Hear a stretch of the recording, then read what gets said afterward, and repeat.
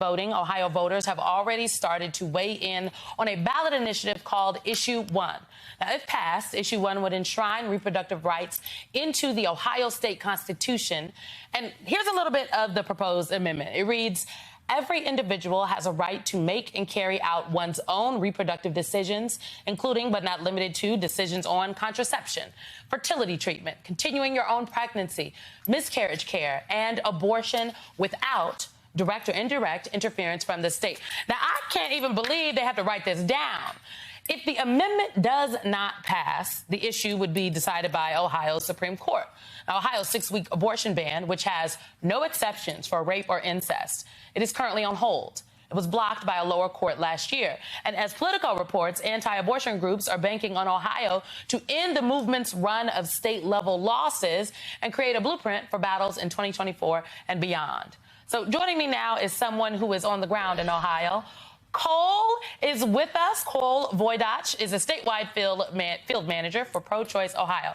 Okay, Cole, can you just explain to us really quickly, why do anti-abortion groups believe that now, all of a sudden, the stars are going to align and they're going to overcome, Issue 1 proponents in Ohio this November? Sure. First off, just thank you so much for having me. I'm so excited to get to talk about this issue with you today. I think that one of the things that our opponents are really taking for granted is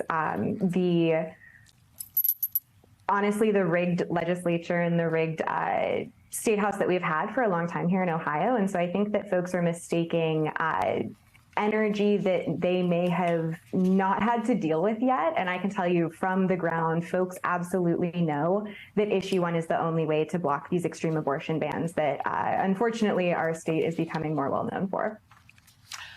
There is a recent poll from Baldwin Wallace University, and it actually showed that 58% of respondents supported Issue 1. Now, that same poll also predicts that turnout will be high. Are you feeling that on the ground? Are you hearing from voters that this is a motivating issue for them to go to the polls this November? Absolutely. You know, Ohioans are so energized by this issue. We know that Ohio has a pro-choice majority. You know, us Ohioans are in favor of common sense policy. And quite frankly, that's exactly what Issue 1 is.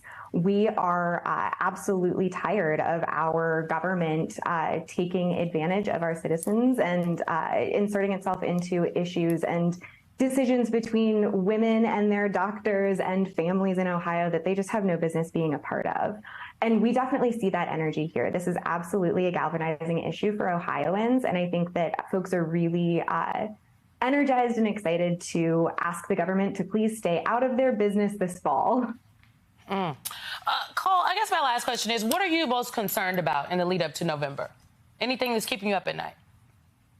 No, honestly, we're just spending these next 18 days talking to as many folks as we can. As a lifelong Ohioan, as someone who's been interested in the political process for a long time, you know, I see every election as an opportunity for our people to make their voices heard. And we know, we see, we feel that our people are so excited to make their voices heard on this issue on or before November 7th. And I think that we'll definitely see that, you know. It's just a matter of making sure that, you know, these next 18 days are going to go quickly. And so making sure that we have enough hands on deck to talk to everybody that we want to talk to and make sure that everybody has a chance to vote who wants to on this issue. And really, that is kind of the only thing keeping me up, is just making sure that we have, you know, enough hands on deck. Would really encourage folks to jump in, call your favorite Ohioan, make sure they've made a plan to vote, sign up for a volunteer shift, you know, kick a couple bucks. Because November is around the corner. We're talking about November 2023, not November 2024. Cole, it's going to be a turnout gang. We will be